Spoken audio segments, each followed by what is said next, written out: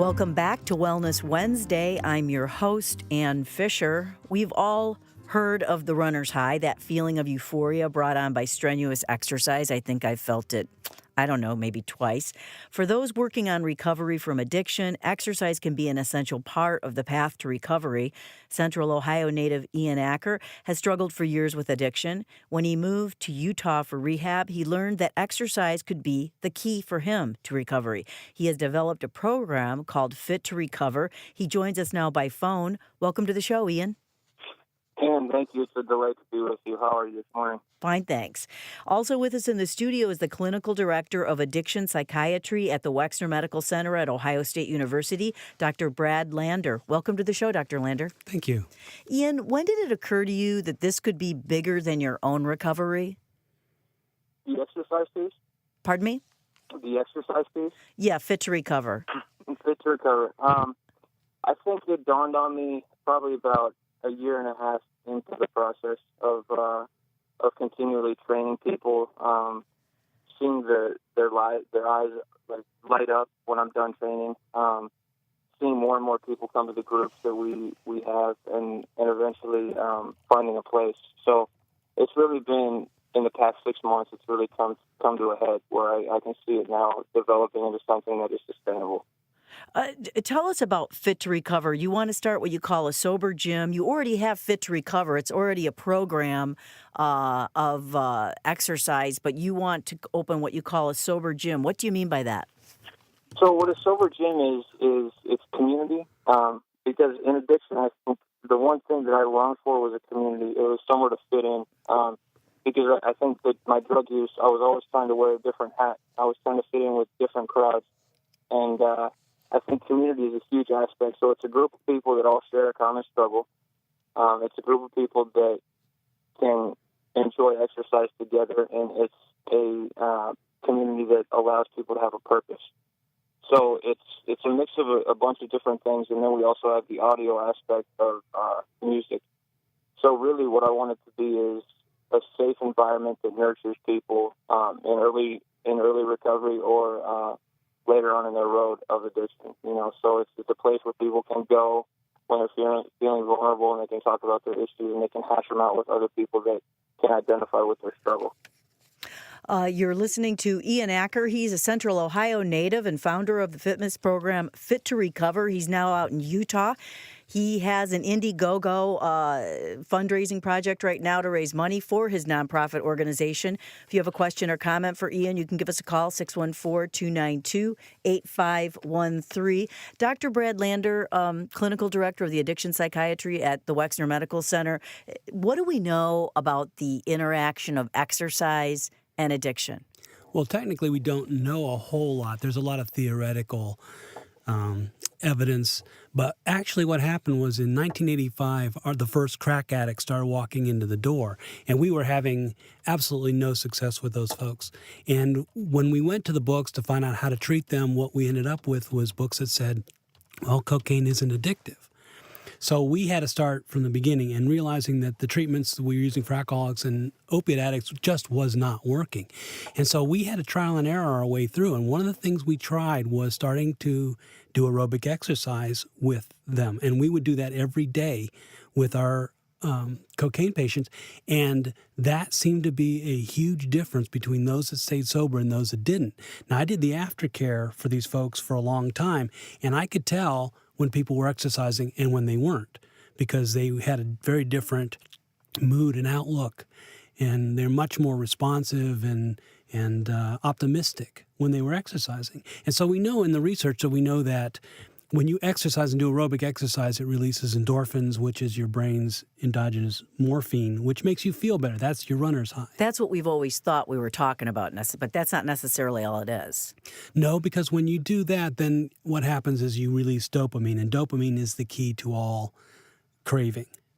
And so if you can exercise about every 3 days, you find that really cuts the cravings down dramatically. Now, I think a program like Ian's is just phenomenal, and I was sorry to hear that it's in Salt Lake City and not here in Columbus, because exercise is a part of everybody's treatment plan that I treat. Everybody's has an exercise component to their treatment plans. Ian Acker, who can join Fit to Recover? And that is morphed.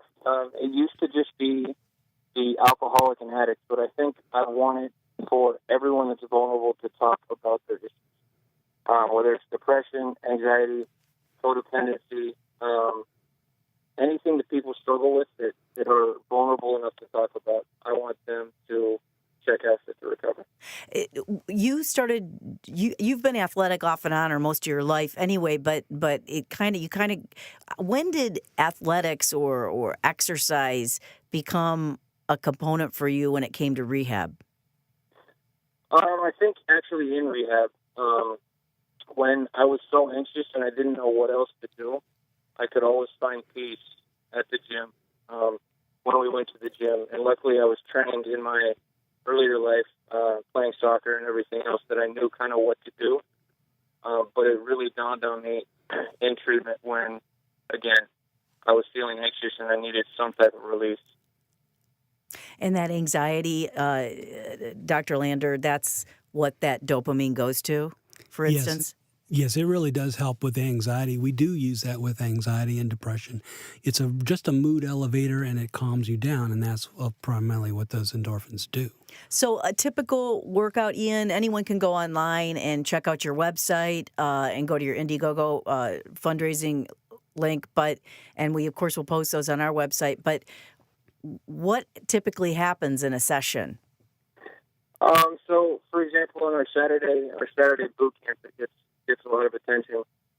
It's everyone comes together. We say a little prayer at the beginning, and then we do about an hour of body weight exercises, and then we end each class with a group, and a group is catered toward the alcoholic and addict. And I think that's when the most power comes, because as the doctor was saying, that dopamine and your endorphins are going, and people are a lot more vulnerable. So they start talking about their issues in a group setting, and the setting is in such that no one feels any type of judgment. So people are more willing to talk about their feelings and really let loose of some of their demons. Is everyone super buff, or do people start out kind of in pretty bad shape? What's safe entry level for them physically? Yeah, we want a no judgment zone. We want, if you're doing 10 burpees, if you're doing one burpee, it doesn't matter. It's more the fact that you're getting out of your comfort zone and you're trying something new. That's interesting, Dr. Lander, when he talks about first they work out and they do the boot camp, and then they sit down and talk, and people can share. Well, I think that's a great idea. One of the things I've done in the past is, particularly with children, if I've had someone who doesn't want to talk, is very intimidated by the office, I've actually taken them down to the gym. And there's a gym at Talbot Hall in our unit. And just being down there, people get more relaxed and they talk. And I had actually taken Muay Thai. And part of that whole process was talking afterwards or during, and the encouragement and being able to share things with the other people.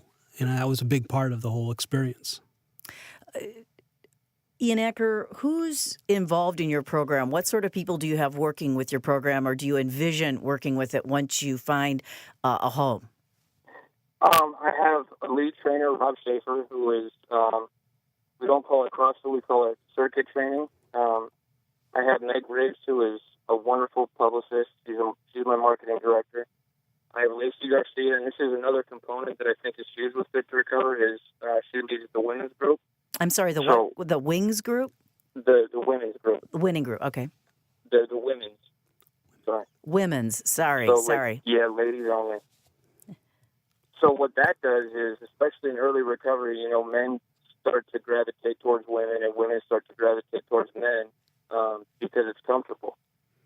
So what Lacey's been able to do is bring strong women together and kind of shy away from going to the easiest fix, which is, some type of man or some type of comfort from the opposite sex.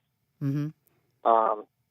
And like I said, I have a sports coordinator. We run our volleyball teams and our softball teams, which are big here in Salt Lake, through Charlie Seifert. And my parents have also been a big backing of everything that we're doing as well. I think having the women's group is absolutely outstanding idea. They women oftentimes are intimidated by working out around men, and being in the gym and being self-conscious, and having periods of time where they can just be there themselves. I think is excellent. It really sounds like this is a really good, well thought out program. What happens when you find that home, Ian? How do things change then? Things change. We start charging people. We offer a community scholarship of a price level, and then we offer 5 classes a day at a certain rate. So we implement it more of not necessarily a business, but we start to revenue funds so we can scholarship different people, so we can pay the people that are working for free right now, and that we can sustain Fit to Recover. Dr. Bradlander, is there a market for this out there? Oh, I absolutely think so. We send people to gyms, or we help them find gyms and places they can work out. Now, not everybody needs that. Walking, running, their own home exercise programs works well. But this is more than just a gym. This is much more than a gym. Excuse me. It's more of a community, but it has the positive impact of the exercise is a big plus. Right. So, Ian, you're going to try. There's always an eye out for people recovering who may not be able to afford it. Right. And those people we want to be able to scholarship into our gym, and that's why we went nonprofit, so that we could do that. How much money are you trying to raise? On our Indiegogo website, we're trying to raise $50,000. Right now, we're at 20. And how much do you need before you open? Before we open, we would like to have $50,000. Okay. Yeah. Okay. Great. And Dr. Lander, what kind of exercise, does it just depend on the person, or is it, we're talking about, the group boot camps. A lot of people respond to the group right off the bat. What's your sense about what works for different people? And also, how do you prescribe that if somebody's not well physically? Well, we have a lot of people, opiate addicts, that have chronic pain issues. And we work with physical therapists sometimes, or refer them to physical therapists to find something that they can do. A lot of times people think they can't do anything, but they can. They just need to know what to do. And so it's all individualized. And my thing is whatever they'll do is great, whether it's walking, or some people like working out to DVDs at home. Other people, it's the social aspect of going to the gym and getting out of the house and so on. And some of them do the classes, like the aerobics classes. And then it's like, well, it's 5 o'clock. I've got to be there even though I don't want to go. And it helps them to establish a regular pattern and routine. Ian, on your website, I was looking at your videos, and one of them was a conversation you were having with a guy who cut your hair. And it was sort of, the idea was you get a 2-for-1 because he's recovering as well. And he can act, I don't know if he's authorized, but he signs off on people's meetings schedules and that kind of a thing. Tell us about that, because this goes beyond this. It seems like you're trying to build a world that embraces people in recovery, not just a gym. Well, and that's the cool thing about the people I've got here in Utah, is that we're all so interconnected. I get my haircut from a barber who has 5 years of sobriety. If I need my oil changed, a mechanic comes to my group that I trade exercise for my oil change. We are all interconnected through the struggle of addiction and the beauty of recovery. So everyone in my group and in my camp is helping in some way or another, and is getting some benefit from Fit to Recover.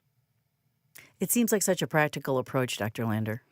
It's a very important approach. I really would love to see something like that here in Columbus. I'd refer to it all the time. Well, Ian Acker, thanks so much for joining us today. Appreciate it. Hey, we appreciate your time, and thank you so much.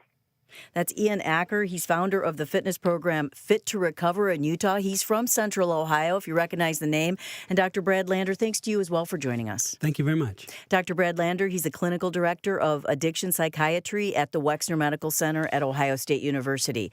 Wellness Wednesday continues. This is All Sides with Ann Fisher on 89.7 NPR News.